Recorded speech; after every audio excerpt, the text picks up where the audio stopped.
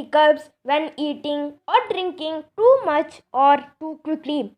The stomach, which is situated right below the diaphragm, becomes distended and irritates it. Then we get hiccups.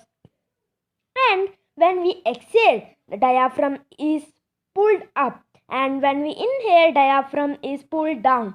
To get rid of these hiccups instantly, we have two ways. The first one is we have to take 8 sips of water at a time, and the second one is eat 1 spoon of sugar.